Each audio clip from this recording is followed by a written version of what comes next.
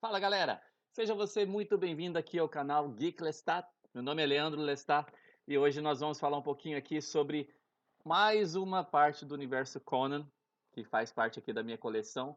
E para mim é um prazer receber você aqui e poder mostrar um pouquinho mais da minha coleção para você. Lembrando que nesse canal a gente fala sobre coleções de quadrinhos, bonecos, action figures, sobre reviews de movies e séries, etc. Então, seja bem-vindo aqui ao canal e eu espero que você curta. Hoje nós vamos ter a chance de falar sobre esse ônibus do Conan que acabou de chegar aqui para mim, que é o volume 4. Então, assim, é uma edição super especial, principalmente para mim, porque eu amo de paixão a saga da Rainha da Costa Negra.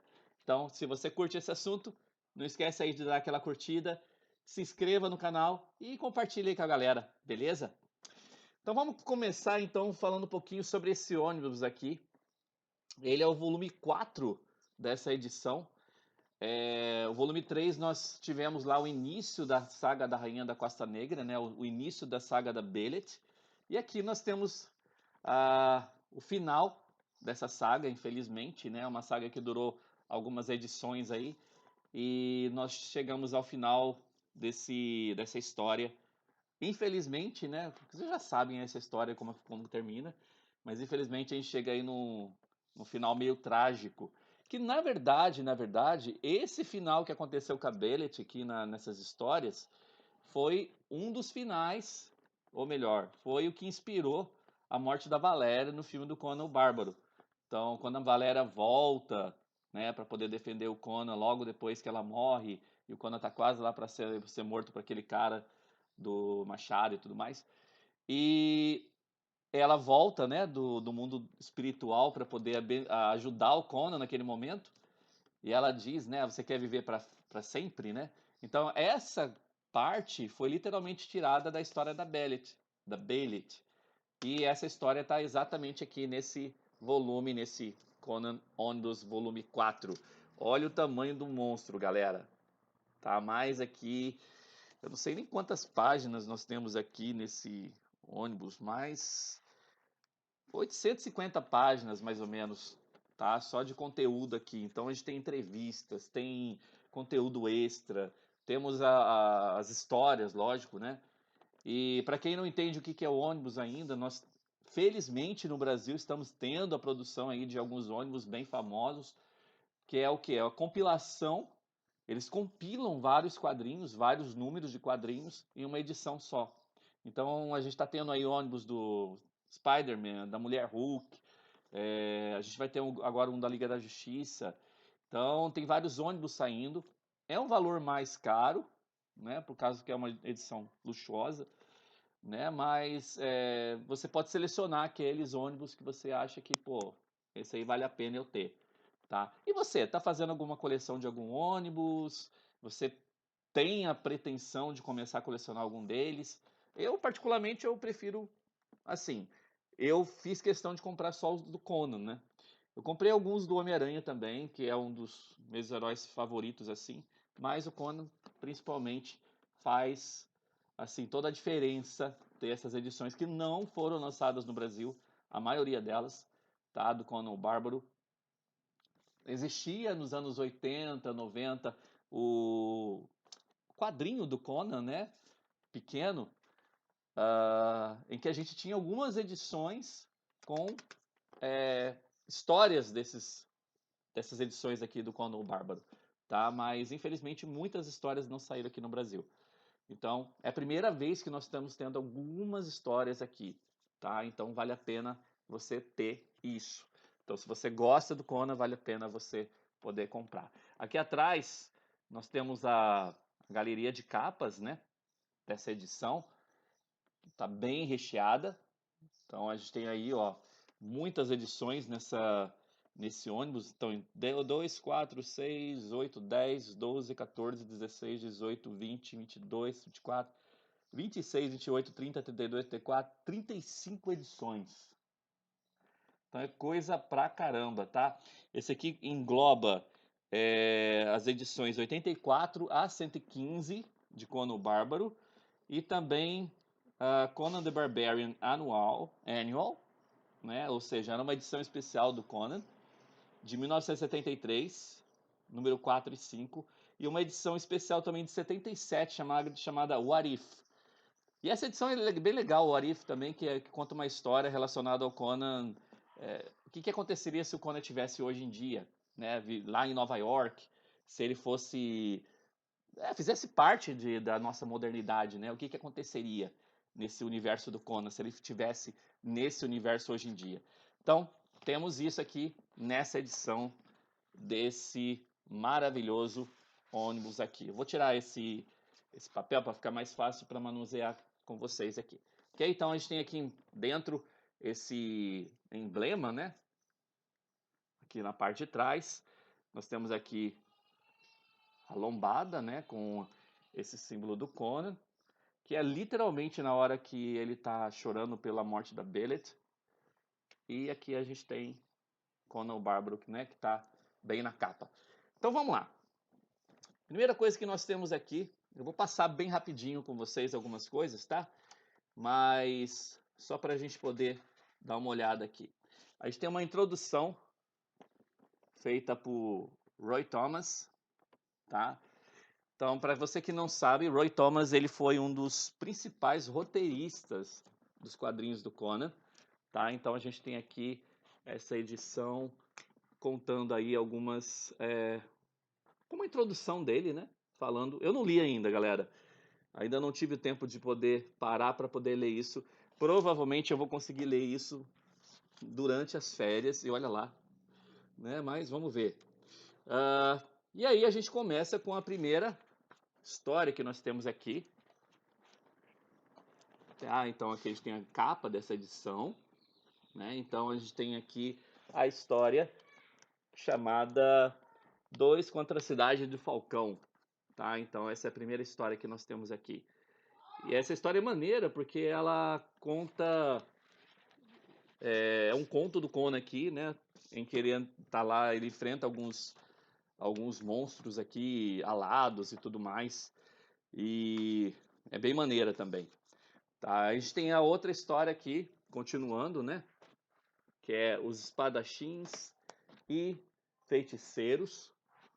Tá vendo assim? Depois ele acaba domando esses animais alados aqui. E aí ele acaba usando esses animais alados para poder ajudá-los, né? Como eu falei, não vai dar para ficar passando assim página por página, né? Mas gente, olha só, olha a qualidade dos quadrinhos disso, do desenho, qualidade da cor disso, né?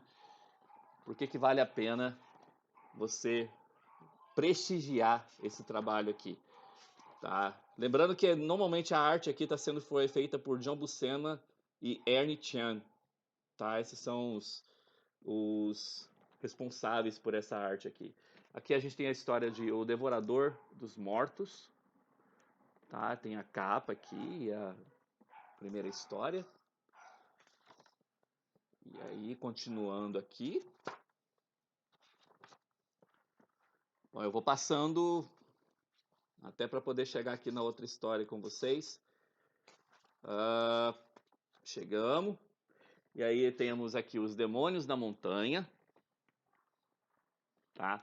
Essa história aqui, os Demônios da Montanha, na verdade é uma história que vem dar meio que um break na história da Belet aqui, tá? Porque não tem Belet nessa história. E eu lembro que essa história aqui já foi publicada na Espada Selvagem, né? Ela foi publicada aqui em preto e branco aqui no Brasil, tá? E eu lembro dela assim em algumas edições quando ela foi publicada, então é uma história bem legal também, mas ela tá aqui meio que para poder complementar alguma coisa. Como eu falei, eu não li aqui ainda. Tá? Essa outra história que nós temos, que é A Rainha e os Corsários. Então a gente volta aqui com a história da Belet. Que linda, né, meu? Então a gente tem aqui a história da Belet. E na verdade essa aqui é a capa, né? A capa do ônibus, tá? Que foi dessa edição aqui mesmo. Vamos lá, passando aqui. Galera, eu acho muito legal isso também, porque eles reproduziram, né, toda a galeria de cartas, né, que os fãs mandavam e escreviam para eles e tudo mais. Essas cartas, logo, lógico, estão em inglês, né? Eles não traduziram essas cartas aqui, mas assim, vale a pena você ter, meio pelo sentido de nostalgia, né? É, porque, por exemplo, aqui, só pra gente ver isso, ah, tinha um especial aqui falando sobre os Beatles, ó. Tá? Então você não consegue imaginar hoje em dia um quadrinho sobre os Beatles, né? E aqui era falando sobre um quadrinho ilustrado sobre eles. Que maneiro. Aí a gente tem aqui a espada e a serpente, tá? Aqui a gente tem a capa. Então vou passando aqui rapidinho. Essa história é maneira também, porque eles enfrentam aqui meio que quase uma medusa nessa história. Aí a gente tem o diadema dos reis gigantes. E é interessante porque eu lembro muito bem dessas histórias assim quando elas foram publicadas na Espada Selvagem aqui no Brasil. Ontem mesmo eu estava falando com um aluno meu, né? O Henrique, grande abraço aí, Henrique. Ele que agora tá aqui no canal. E ontem eu estava falando para ele sobre essas edições da Espada Selvagem, né? Que eram edições onde a história da Belit foi publicada aqui no Brasil, mas ela foi publicada em preto e branco, sendo que originalmente ela foi publicada lá fora, colorida. Então é isso que a gente tem aqui, é a forma original que ela foi publicada. Então a gente tem aqui Atos Selvagens em Shen, tá? Essa história também por John Buscema, Ernie Chan. E aí, vamos passando. Eu acho que a história aqui já está quase chegando no fim, a história da Belit, infelizmente. Aí a gente tem um outro break aqui, tá? E aqui a gente tem provavelmente essa história aqui foi de Conan Annual, tá?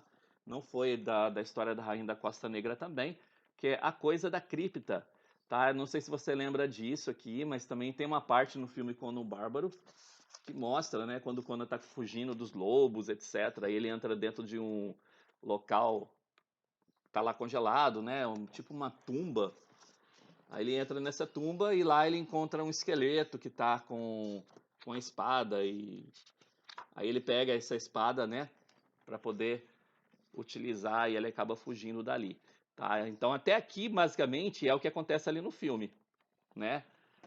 Só que aí essa história aqui tem uma coisa bem legalzinha, porque o esqueleto ele toma vida, né? Ele ganha vida e ele vai lutar com o Conan nessa história, tá? Então isso aqui é um pouquinho diferente do que a gente vê no filme, mas foi mais ou menos o que eles adaptaram. O interessante do filme do Conan Bárbaro é que eles pegaram assim partes de vários quadrinhos do Conan, né, e colocaram ali dentro. Então eles adaptaram muita coisa, lógico, né, e colocaram várias coisas ali. Tem até uma edição da Espada Selvagem, né, que o Conan é crucificado e tudo mais. E isso acontece no filme também, tá? E só que isso é uma história também que aconteceu lá na Espada Selvagem. E a gente tem isso também publicado aqui no Brasil. Tá aqui uma outra história que nós temos sobre raiva e vingança, tá? Então, ainda nós estamos aqui chegando no final quase da história da Rainha da Costa Negra, quando ela se torna praticamente a rainha ali do povo dela, né? Aí a gente tem o Rei das Feras de Abombi. O Rei das Feras de Abombi. E é história para dar e rolar, galera. É muita coisa que nós temos aqui. Eu lembro que quando essa história da Rainha da Costa Negra foi publicada no Brasil, era uma coisa meio que eterna, não acabava nunca.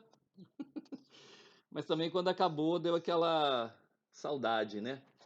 Aí a gente tem aqui a história do retorno de Umbra, né? Para quem não conhece, Umbra foi o nome que Conan ganhou também, depois que ele lutou com um carinha ali logo no início da história da Rainha da Costa Negra, tá?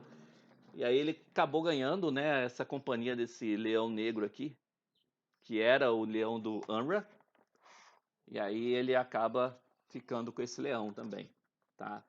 Então, passando aqui, E eu acho que tá chegando no fim. Ó, A Longa Noite da Presa e da Garra. Tá, então aí tem a outra história aqui, ainda com o Leão Negro. E vamos passando. A Longa Noite da Presa.